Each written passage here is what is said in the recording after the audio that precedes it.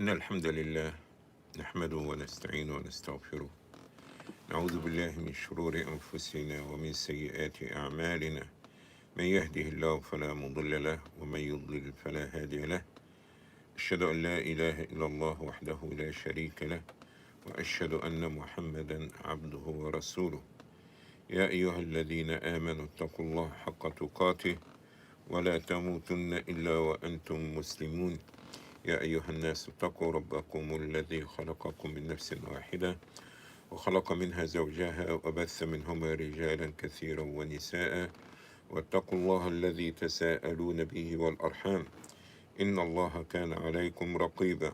يا أيها الذين آمنوا اتقوا الله وقولوا قولا سديدا يصلح لكم أعمالكم ويغفر لكم ذنوبكم، ومن يطع الله ورسوله فقد فاز فوزا عظيما. أما بعد، فإن أصدق الحديث كتاب الله، وخير الهدي هدي محمد صلى الله عليه وسلم، وشر الأمور محدثاتها، فإن كل محدثة بدعة وكل بدعة ضلالة وكل ضلالة في النار، وإنما توعدون لآت وما أنتم بمعجزين.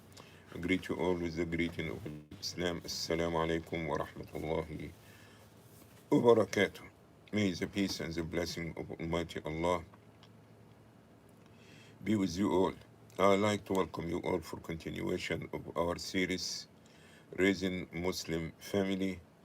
And today we have segment number 17 concerning how to raise our children as Muslims and how to provide the best instruction for them to be a good members in the Muslim community, to be useful for themselves, their family, their community, and for all mankind as much as possible. Today, inshallah, in this segment, which is segment number 17, we're talking about uh, issues related to raising the children concerning the rewarding the children, because this has a lot of impact on the raising the children, that they feel they are appreciated, that they are doing good, that they've been praised, they've been hugged, they've been touched by the parents. All the things shows important in our family, how we raise them. So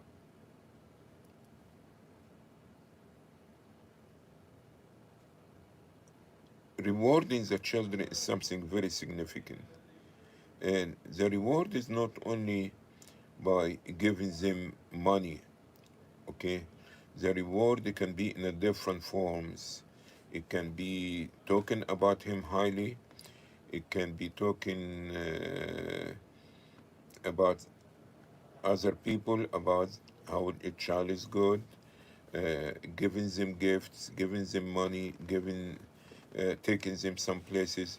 But it have to be some kind of reward. Even we are as adults, we see that Allah subhanahu wa ta'ala put a lot of places in the Quran as well in the Hadith about the reward, okay? When the Prophet sallallahu alaihi wasallam is saying, as example, man salla al-fajr fi jama'a فكأنما قام نصف الليل.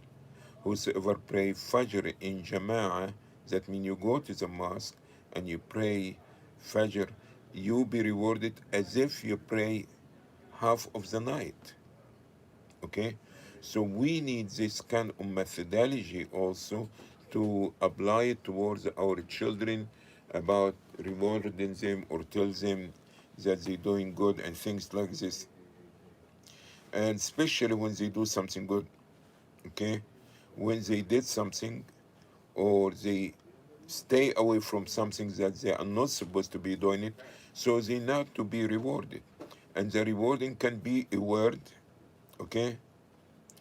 It can be a gift, it can be a surprise. All these things we call it a reward. But what my main concern here, we want to along this methodology. Okay, so I don't to go and drop $100 in his bucket, as example, or in his on his lap, say, okay, you're a good boy here. No, we need to elongate and continue doing it. So don't come suddenly and do a big gift and after this forget about him for the whole year. So it will be better that you understand I give today $20, next month maybe $15, 2 months later I'm giving $30, okay? So we need to prolong this period and that continuing with this methodology of rewarding them when they doing something, okay? So this will give them enjoyment that they always have been remembered by the parents and that they would like to continue with it because they see. So don't go surprise them one time and after this forget about them for 6 months or the whole year. So this is what we say, let's reward our children when they do something good or they stay away from something bad. And let's make this reward to be in a period that longer than what they can be expecting, okay? So they can continue with the methodology of doing good, okay? One of the things the parents need to take it in consideration when rewarding the children, okay, that we remind them about what's in the Quran, what's in the Hadith, about being obedient to the parents, being obedience to uh, those who in authority in the family or in the job or the school, being kind and nice and gentle to others, okay? We need to remind them about we have a lot of things in hadith and a lot in the Quran about how to be good to your neighbor, how to be good to your relatives, being understand assisting others. So we need to mention these things to them, especially if there is a stories about it told by the Prophet Muhammad sallallahu alaihi wasallam. Okay, the beautiful stories there you understand about the man that he came and he begged, and after this, the man said, "I used to work for you, all right? And one day, okay, I left and I didn't take my payment for that day. So I'll appreciate if you can give it to me."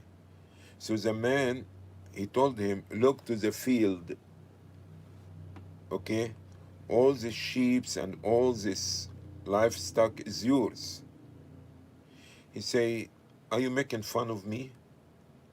I'm only asking you if it's possible you can give me my payment for one day that last time I worked for you, I left without picking it up. He said, no, I'm not making fun of you. He said, all this, what you see, livestock, okay, is yours. He said, how? He said, the little bit that you left that day, I made investment. And again I put it again in investment. And now, this little money that you left it a year or 2 years ago, now all what you see is the profit of this little bit money. So this is something, it shows you the honesty, the caring, okay? And but the person, when he got to know that he's serious, he took everything. He did not even leave one goat or one sheep for the man. So stories like this, it has impact on our children, okay? The good side of it and the bad side of it. Verses in the Quran, okay? فأما اليتيم فلا تقهر وأما السائل فلا تنهر وأما بنعمة ربك فحدث. As for the orphan, don't treat the orphan harsh. As for the beggar, okay, don't yell at him. If you can give him something, give him. If you could not, don't shout in him. Say to him a good word. I'm sorry, I could not help you, okay? And proclaim the blessings that Allah gave it to you. So these things that in the hadith and the Quran, we have to be familiar with it as parents, and we need to talk to our children about it, because this gives them targheeb, encouragement towards doing good things, okay? Also, when we reward our children, we need to go gradually with them, okay?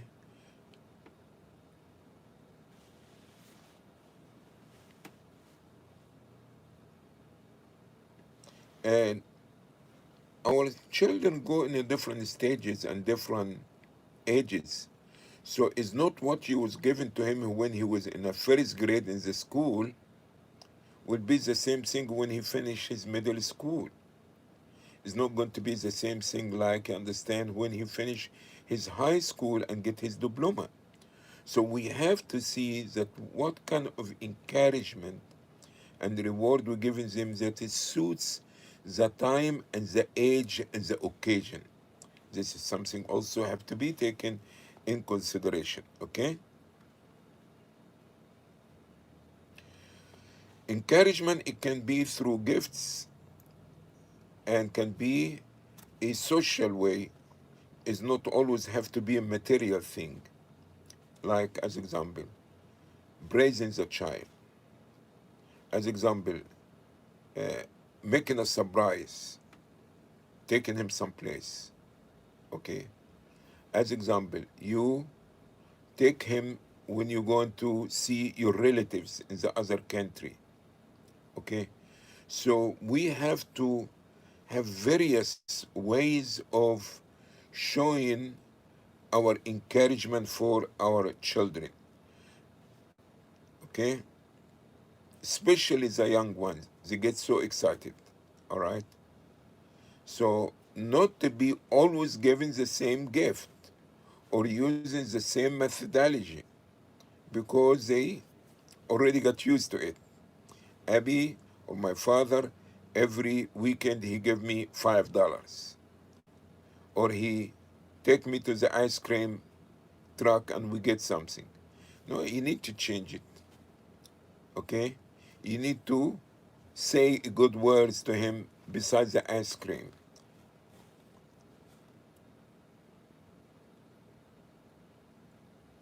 Sometimes it can be معنوي, a feeling, a meaning, hugging, giving a kiss, okay, saying that you're proud. So it's not always that by giving something, you can be switching between giving, praising him, smiling at him, talking highly about him in front of the other kids, okay? Yeah. When you promise your child something, it's very important that you try to keep with it, regardless, as much as you can. So when you promise him, as example, you're going to buy him a car when he finish his school, make sure that you're going to buy him a car. And make sure that you meet the time as much as you can that you told him.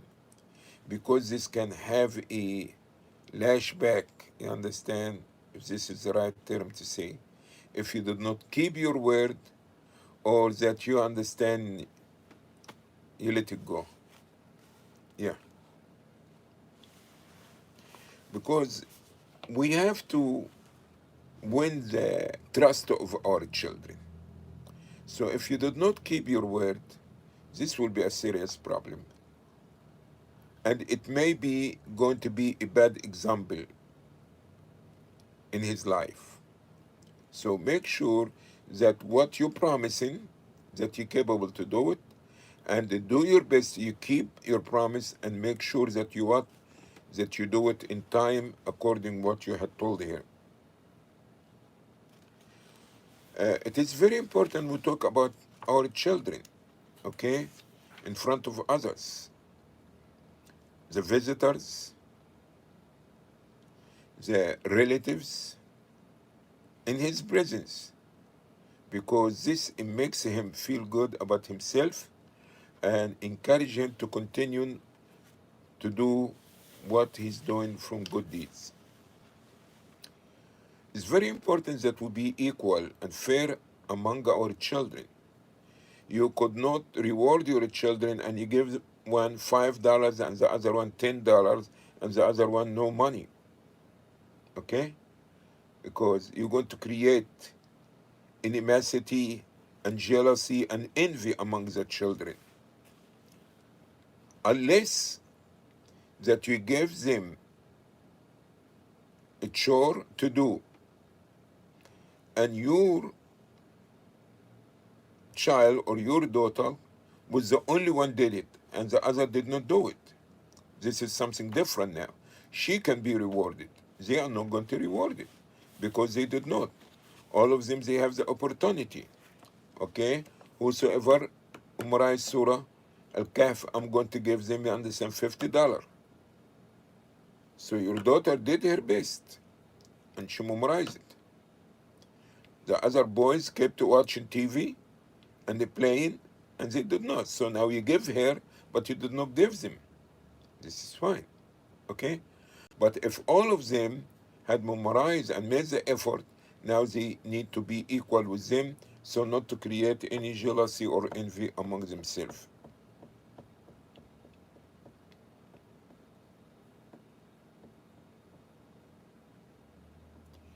Let's be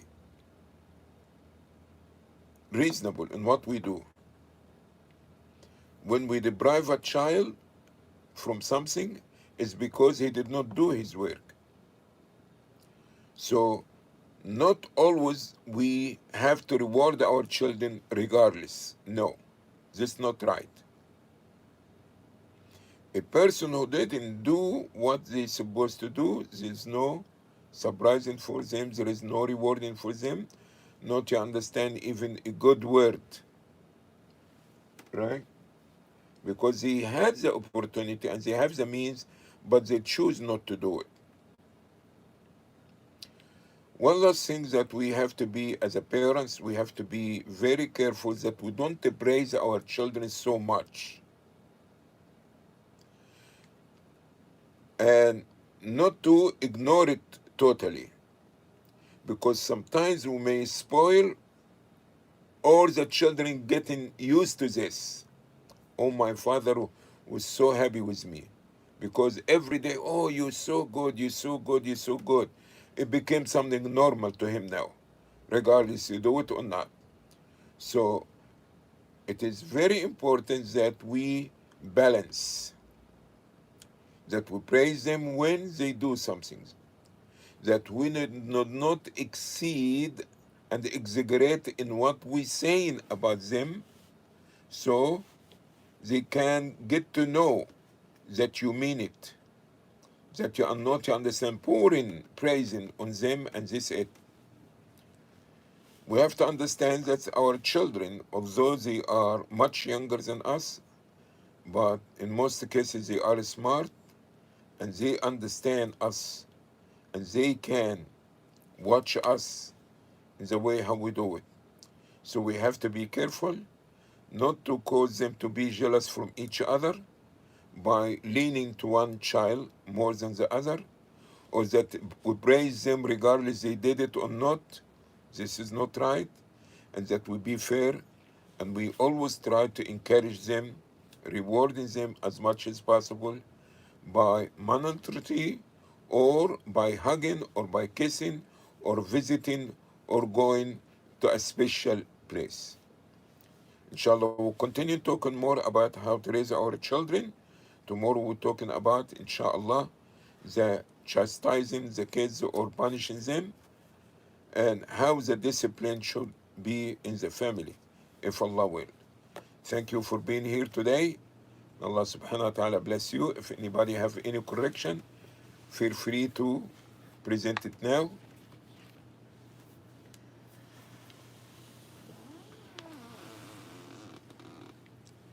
All right. Looking forward to see you again tomorrow, inshallah. سبحانك اللهم وبحمدك نشهد أن لا إله إلا أنت نستغفرك ونتوب إليك and Allah knows best.